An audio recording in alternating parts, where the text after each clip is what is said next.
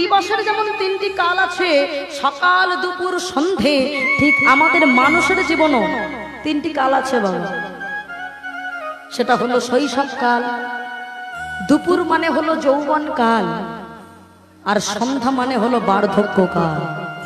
হ্যাঁ, যৌবনকালে দেখবেন আমাদের পিপাসাটা একটু বেশি পায়।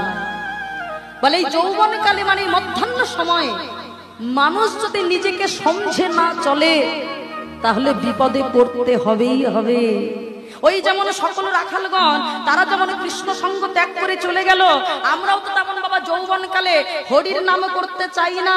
বলি হরির বল আমাদের কাজে লাগে না, বলি কিনা বাবা? হরির বল কি কাজ হবে? আমাদের এখন বাড়ির বল আছে, গাড়ির বল আছে, অর্থের বল আছে, রক্তের বল আছে, কিসের হরি? হরির বল কাজে লাগে না। কোন দিন লাগে?